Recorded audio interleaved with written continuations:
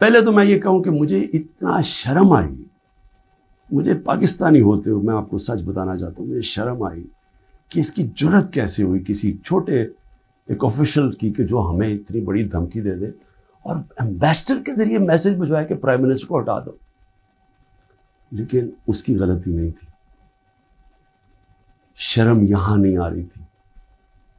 جن لوگوں کی ذمہ داری تھی کہ قوم کی حفاظت کرنا، جس آدمی کی کہ قومی وقار کو بچانا، قومی غیرت، وہ ساتھ ملا ہوا تھا.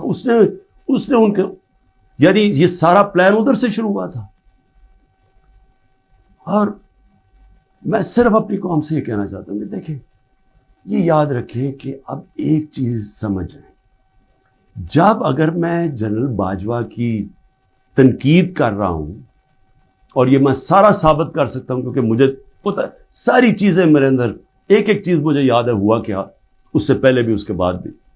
میں پاکستان کی فوج کی تنقید نہیں کر رہا، میں ایک آدمی کی کر رہا ہوں جو غلطی کی جس نے.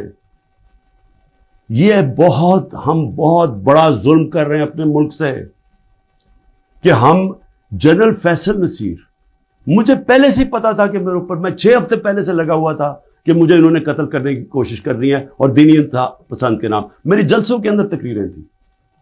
تو جب میرے اوپر اٹیمپٹ ہوتا ہے اور میں FIR لگواتا ہوں، مجھے پتا تھا کہ یہ پیچھے سب سے یہ تھا، ماسٹر مائنڈ تھا. اپنی FIR نہیں کٹوا سکا. جب JIT کے اندر یہ ثابت ہو گیا کہ ایک نے 3 شوٹر تھے، تو جو سارا حکومت کا جو انہوں نے کوشش کر رہے تھے کہنے کی جی دینی انتہا پسند ہے، وہ جب سارا وہ ان کا نیریٹو ہی ختم ہو جاتا ہے، تو انہوں نے JIT کو سیبوٹاج کیا.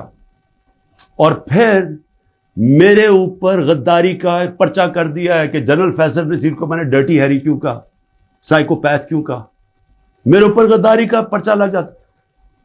میں پھر سے کہتا ہوں کہ اگر ہم نے یہ کرنا ہے اپنے ملک کے ساتھ کہ کسی ادارے کو، اگر میں کسی جج کی بات کروں گا تو میں ساری جوڈیشری کے خلاف ہو گیا، اس کا مطلب کیا، میں پولیس کے خلاف کروں گا تو ساری پولیس کو میں نے برا بھلا کہہ دیا.